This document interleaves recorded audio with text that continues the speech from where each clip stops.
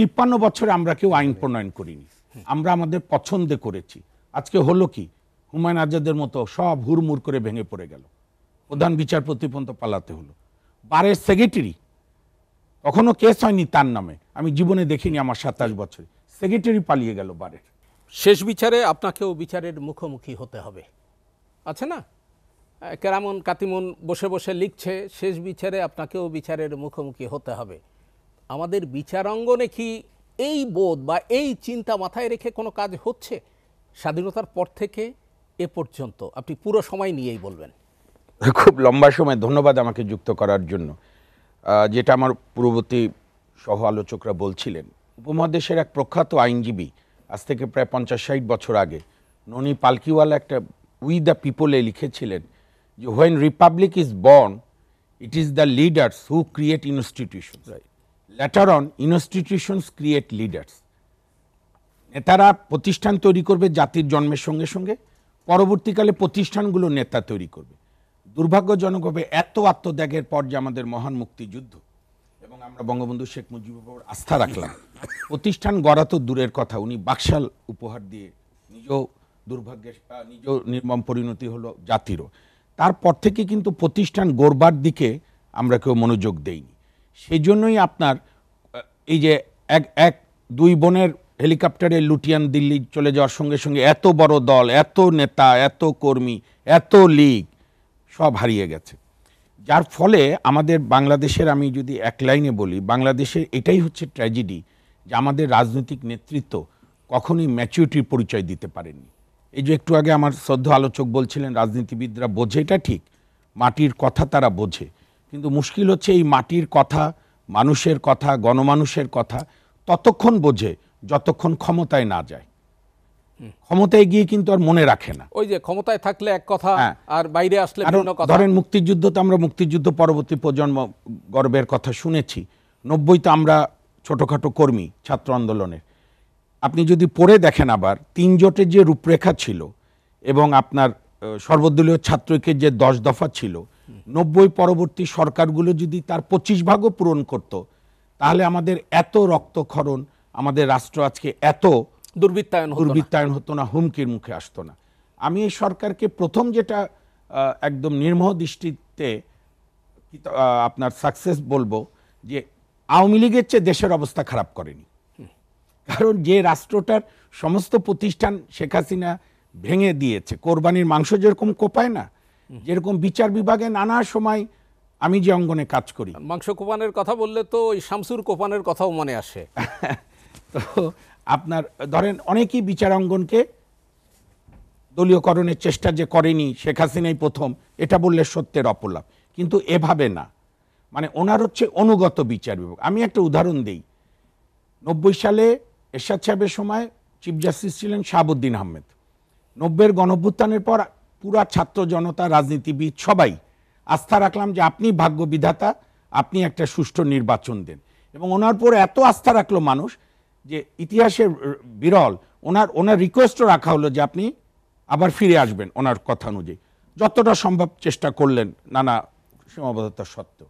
তার মানে কি, তখনও বিচার বিভাগ এই অবস্থায় ছিল না। আর এবার জুলাই 36 যেটা আমরা মেটাফর ইউজ করি, বা আমাদের গণবিপ্লব, গণবিদ্রোহ, গণবিস্ফোরণ যে নামেই ডাকেন, বাংলাদেশের আমি বলি মালিকদের জাগরণ। তো সেইখানে দেখেন 5ই আগস্টে আমাদের এই যে দ্বিতীয় লক্ষণ সেন, বাংলার ইতিহাসের লেডি লক্ষণ সেন, ওনার হেলিকপ্টার উঠতে না উঠতেই প্রধান বিচারপতির বাসভবন আক্রান্ত হলো, পাশে বিচারপতি ভবন আক্রান্ত হলো। কিংবা আপনারাও জানেন জুলাই মাস জুড়ে সমস্ত জেলা বিচার অঙ্গন আক্রান্ত হলো। এটা ব্রিটিশ বিরোধী আন্দোলনের সময় কেউ করেনি, পাকিস্তান আমলে না, ইভেন এরশাদ সাহেবকে স্বৈরাচার বলা তখন অন্যায়, মোর সফিস্টিকেটেড ছিলেন, গণতান্ত্রিক না বলা যেতে পারে, সেই সময়ও না। এবং আজকে আমি অনেকেই শুনছিলাম, তখনকার অ্যাটর্নি জেনারেল রফিকুল হক সাহেব ছিল, তারপরে নুরুল্লাহ সাহেব ছিল, তারা তো এরশাদের পতনের পরের দিনই সুপ্রিম কোর্ট করেছে। আর আপনি তো পালানোর কথা বলছিলেন, আমাদের বন্ধু বিশিষ্ট নেতা ব্যারিস্টার আন্দালিব সাহেব বলছেন, সোলেমান ভাইও বলছেন, এবার পালানো দেখেছেন কি, নামাজ পড়াতে গিয়ে খতিব নাই, বাইতুল মুকাররমের মসজিদের খতিব পালিয়েছে, আপনি শুনেছেন কখনো? হ্যাঁ, পুলিশ নাই, পুলিশ নাই, আমার মনে আছে, আমার স্মৃতিতে, আমার তো গৌরবে যে আমি ওই আন্দোলনে একজন ছাত্রকর্মী হিসাবে 6 ডিসেম্বর এরশাদ সাহেব পদত্যাগ করলেন, 7ই ডিসেম্বর থেকে বাংলাদেশ নরমাল। এবং এরশাদ সাহেব যে সাহসের পরিচয় দিলেন, বেগম জিয়ার সঙ্গে তো কম্পেয়ারই নাই শেখ হাসিনা। বেগম জিয়া মূর্তিমান, আমাদের কাছে এক জ্বলন্ত সাহসের দেদীপ্যমান প্রভা। ইভেন এরশাদ সাহেবকে তো আমি যেটুকু জানি, নুরুদ্দিন বলেছিল, জেনারেল নুরুদ্দিন তখন, যে স্যার বাইরে চলে যায়, বলছেন আমি ফেস করব। এই কারণেই এই সরকারের, আপনার অনেকে বলতে পারেন, একটা হয় কি আমাদের প্রত্যাশার পারদটা খুব বেশি চড়ে যায়। যে জিনিস আপনি 17-16 বছর ধরে পাননি, আপনি তো ধরেন এই যে আন্দালিব ভাইরা জেলে ছিলেন, আরো অনেক লোক জেলে ছিল, হত্যার হলো, আমরাও পালিয়ে বেড়ানো, নানা রকম, তো পালানো থেকে কেউ বাকি ছিল না হাসিনার আমলে, সাধারণ মানুষ। আমরা 7 জানুয়ারি নির্বাচনের পরে কি দেখলাম? স্বাভাবিক কারণে এত 25,000 নেতাকর্মী বিএনপির অ্যারেস্ট হলো, পার্থভাইদের দলের প্রায় অনেকের বেশি অ্যারেস্ট, অন্যান্য দল, জামাতকে তো আগে থেকে অঘোষিত নিষেধাজ্ঞা, ইভেন অন্যান্য গণতন্ত্র মঞ্চ, বাম ডান উত্তর দক্ষিণ, প্রত্যেকের রাজনৈতিক দলগুলোর আপনি কর্মসূচি দেখেন, নেতাকর্মীদের খোঁজ নেওয়া, জামিনের চেষ্টা করা, মানে কি একটা তো প্রস্তুতির ভাব হচ্ছিল। অনেকে আমাদের বুঝাচ্ছিল আবার 29-এ দেখো 28 থেকে জাগ্রত হও, 18-তে আমরা যেটা দেখেছিলাম। তো সেইখানে আমাদের ছাত্ররা, আমাদের জনগণ, রাজনৈতিক দল, শ্রেণী পেশা যে জাগরণ করে, যে বুক চিতিয়ে, আবু সাইদ, মুগ্ধ, ওয়াসিমরা যখন বুক চিতিয়ে গুলি খেতে শুরু করলো স্বেচ্ছায়, মাথায়, তখন হাসিনার গুলি ফুরিয়ে গেল। সুতরাং এই সরকারকে সময় দিতেই হবে, কারণ এই সরকার শুধু কয়েকজন ব্যক্তির সরকার না, এই সরকার একটা চেতনার আদর্শের সরকার, রক্তের উপর দাঁড়িয়ে সরকার। আমরা গঠনমূলক সমালোচনা করবই, যাতে এই সরকার ব্যর্থ না হয় বিচারাঙ্গন সব জায়গায়। তো বিচারাঙ্গনে 2টা নিয়োগ তো আমাদেরকে খুব উজ্জীবিত করেছে, এক chief justice, 2 attorney general. 2 attorney general. হ্যাঁ, কিন্তু এর পরের নিয়োগগুলো নিয়ে এর পরের নিয়োগে গিয়ে ওই যে আমি যে কথা আমার বন্ধু বেসরা আন্দালিব বলছিলেন, আপনি যদি সিস্টেম ডেভেলপ না করেন, আপনি যখনই ব্যক্তি চয়েসে নিয়োগ দিতে থাকবেন, তখন এগুলো পার্সিয়ালিটির অভিযোগ উঠবেই। যে কারণে আমরা দাবি জানিয়েছি, আমি দেখলাম আসিফ ভাই সেদিন বলেছেন যে বিচারপতি নিয়োগ অধ্যাদেশ না করে আর ভবিষ্যতে বিচারপতি নিয়োগের দিকে যেতে হবে না। আমাদের বড় মুশকিল, আপনি সংবিধানটা যদি পড়ে দেখেন, প্রত্যেকটা সাংবিধানিক প্রতিষ্ঠানের অনুচ্ছেদগুলোতে লেখা ছিল যথাযথ আইন প্রণয়ন সাপেক্ষে, কিন্তু 53 বছরে আমরা কেউ আইন প্রণয়ন করিনি, আমরা আমাদের পছন্দে করেছি।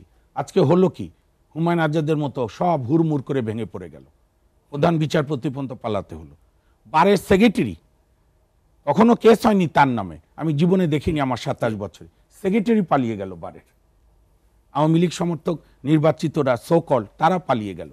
সুতরাং এই সরকারের আমি বলবো এখন পর্যন্ত অনেক অগ্রগতি আছে, নানা সীমাবদ্ধতা সত্ত্বেও। সবচেয়ে যেটা ভালো, আমার বন্ধু এবং রাজনৈতিক নেতা উনি বলতে পারবেন, আমার কাছে যতটুকু মনে হয় রেসপন্স দেওয়ার এখন চেষ্টা করছে। এবং আমরা মনে করি এই সরকারকে আমার আহ্বান একজন নাগরিক হিসাবে, আইনজীবী হিসাবে, যে আগেকার সরকারগুলোর মতো না যে আমরা বলে যাব আমরা না শুনে আমরা কাজ করে যাব না, আপনাকে শুনতে হবে, রেসপন্সিভ হতে হবে, পিপুলের সঙ্গে আপনি সংযুক্ত হবেন। তার 14 কোটি 20 কোটি মানুষে যেতে পারবেন না, রাজনীতিবিদ, পেশাজীবী, এরকম অভিজ্ঞ বর্ষিয়ান আমলা, দেশপ্রেমিক সবার সঙ্গে সংযুক্ত করে। এবং আজকে আইন শৃঙ্খলা আগের চাইতে অনেক বেটার হয়েছে।